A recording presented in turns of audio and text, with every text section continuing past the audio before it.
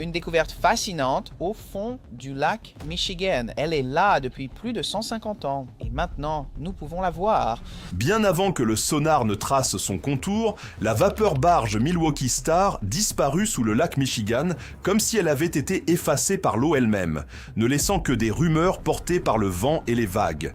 Lancé en 1892, ce vaisseau de transport robuste était commandé lors de son dernier voyage par le capitaine Elias Turner, un père de 3 enfants qui avait passé près de 20 ans à naviguer sur les grands lacs. Elle disparut sans envoyer de signal de détresse. Aucun débris, aucun épave confirmé, seulement le silence.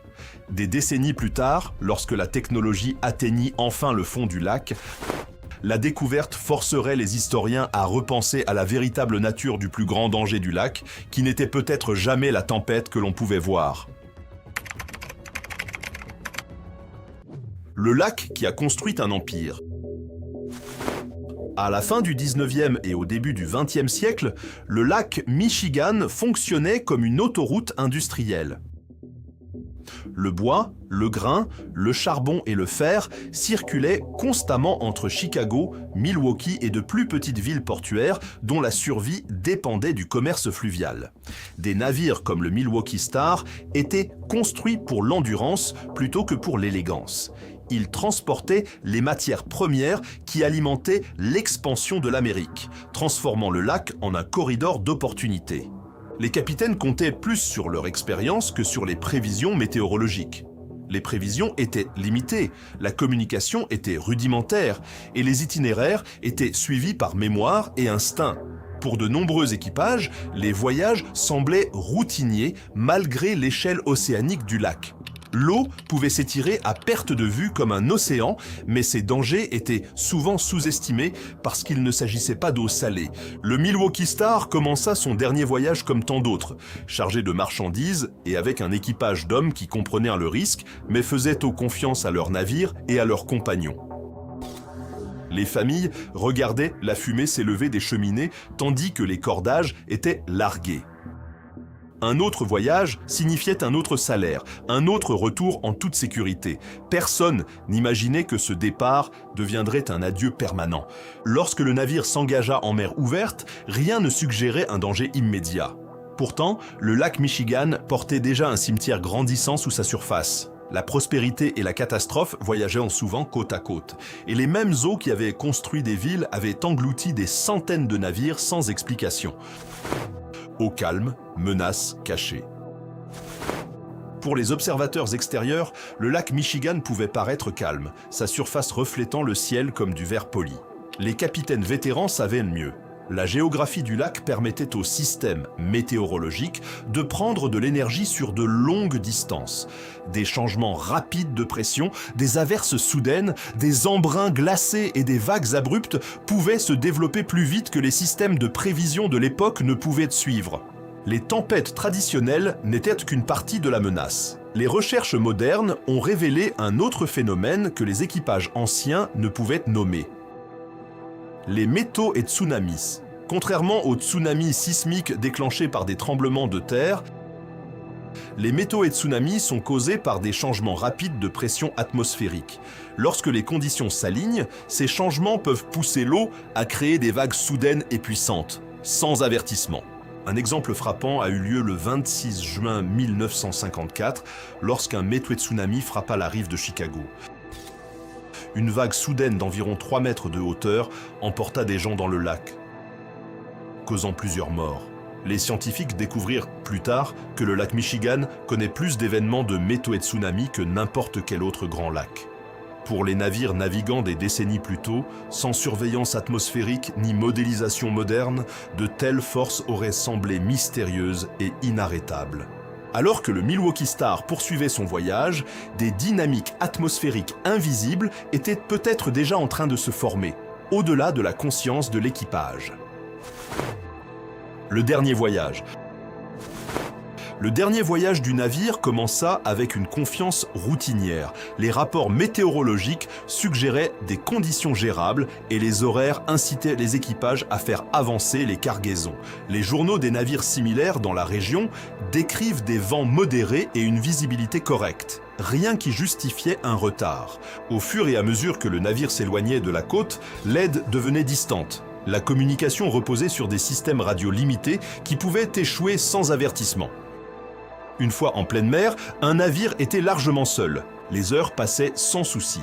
Pourtant, des changements subtils de pression et de direction du vent se produisaient probablement. Les scientifiques modernes reconnaissent ces éléments comme des indicateurs potentiels d'amplification des vagues. Des récits historiques d'autres navires parlent de soubresauts soudains et de changements brusques de vent qui prenaient les équipages au dépourvu. Si les conditions changeaient rapidement, le capitaine aurait dû prendre une décision cruciale, maintenir le cap ou se diriger vers un abri tout en gérant la stabilité de la cargaison dans des eaux imprévisibles. Puis vint le silence. Le Milwaukee Star ne parvint jamais à atteindre sa destination. Aucun appel de détresse n'atteignit la côte. Aucun débris ne fut repéré le long de la ligne de rivage. Les responsables du port supposèrent d'abord un retard. Les jours passèrent. L'inquiétude grandit. Les familles attendirent des nouvelles qui ne viendraient jamais. L'absence de preuves se révéla plus perturbante qu'une tragédie confirmée. Le lac avait pris le navire sans révéler comment ni pourquoi. Un mystère figé dans le temps. Au fur et à mesure que les semaines se transformaient en mois, la disparition passa des nouvelles urgentes à une légende non résolue. Les compagnies maritimes enregistrèrent la perte. Les enquêteurs passèrent en revue les rapports météorologiques et les cartes de navigation. Sans preuve physique, chaque conclusion demeurait spéculation. Dégâts dus à la tempête, défaillances structurelles, erreurs humaines. Les méthodes de recherche de l'époque étaient limitées. Les équipages traînaient des lignes lestées sur des coordonnées estimées, s'appuyant sur des calculs approximatifs. L'eau profonde, la faible visibilité et l'immensité du fond lacustre rendaient la récupération peu probable. Finalement, la recherche s'éteignit. L'histoire se transforma en folklore maritime. Les conversations au port décrivaient le lac à la fois comme fournisseur et voleur. Certains croyaient que le navire avait frappé un obstacle invisible. D'autres soutenaient qu'une vague soudaine avait submergé le vaisseau avant que l'équipage puisse réagir.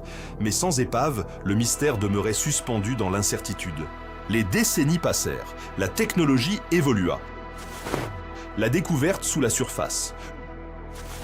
Le cartographie moderne par sonar transforma l'exploration sous-marine. Les systèmes à balayage latéral haute résolution pouvaient détecter des formes autrefois invisibles aux recherches précédentes. Les équipes d'enquête commencèrent à cartographier des sections du lac Michigan, non pas à la recherche d'une épave unique, mais pour documenter l'histoire reposant sous les sédiments et l'eau froide. Lors d'un balayage, une silhouette incontestable apparut, longue, angulaire, reposant debout. L'image suggérait un vaisseau qui n'avait pas explosé ou éclaté. Lorsque les caméras télécommandées descendirent, les premières images paraissaient irréelles. Des rampes, des structures de cargaison et des sections de la coque émergeaient de l'obscurité. L'eau douce froide et les faibles niveaux d'oxygène avaient ralenti la dégradation, préservant des détails qui auraient disparu en eau salée. Les mesures correspondaient aux archives historiques. L'épave fut identifiée comme le Milwaukee Star, perdu depuis longtemps. Pour les chercheurs, la découverte fut bien plus qu'une confirmation technique. C'était une capsule temporelle, un moment préservé du jour où le navire disparut. Ce que l'épave a révélé, un examen plus approfondi a révélé un stress structurel subtil, mais aucune preuve d'explosion ou de rupture progressive. Le navire reposait presque intact. La cargaison était partiellement en place. Ces détails suggéraient un naufrage rapide plutôt qu'une urgence prolongée. Les archéologues marins ont conclu que l'équipage avait probablement été pris au dépourvu par des forces soudaines plus fortes que prévu. L'état intact impliquait qu'il y avait eu peu de temps pour réagir. Les chercheurs ont comparé l'état de l'épave avec les données historiques, météorologiques et les modèles hydrodynamiques modernes. Bien qu'aucune cause unique ne puisse être prouvée avec certitude, certains experts pensent que l'amplification soudaine des vagues, possiblement liée à des changements de pression atmosphérique de type météo et tsunami, pourrait avoir généré des vagues abruptes et formées rapidement, capables de déstabiliser un navire lourdement chargé. La théorie ne peut être confirmée de manière absolue. Pourtant, elle s'aligne avec les preuves physiques. La cargaison préservée, la position verticale de l'épave, l'absence de défaillance structurelle prolongée, le navire semble être descendu rapidement, englouti par des forces invisibles pour ceux qui étaient à bord. La découverte a également renforcé le rôle unique du lac Michigan en tant qu'archive sous-marine. L'eau douce froide ralentit la corrosion, préservant les épaves dans un état remarquable. Ce qui était autrefois perdu dans l'histoire peut rester suspendu dans le temps. Des échos dans les profondeurs. Pour les descendants des marins des Grands Lacs, la découverte revêtait un poids émotionnel. Le navire n'était plus une simple entrée dans un registre, mais un lieu réel reposant silencieusement sous la surface. Les objets quotidiens préservés dans l'obscurité servirent de rappel que l'équipage avait vécu des moments ordinaires avant que l'histoire ne transforme leur voyage en légende. L'épave a redéfini la façon dont les scientifiques et les autorités maritimes comprennent la sécurité des mers intérieures. Les météos et tsunamis et les changements atmosphériques rapides restent pertinents encore aujourd'hui.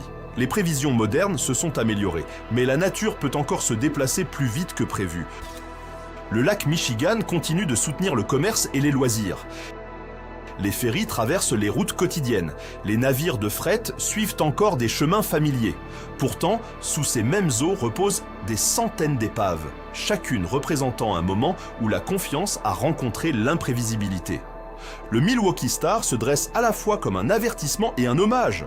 Son silence a duré plus d'un siècle, brisé seulement lorsque la technologie a avancé au point de pouvoir atteindre le fond du lac. La forme préservée du navire défie les suppositions sur les eaux intérieures et nous rappelle que le danger n'est pas toujours visible à l'horizon.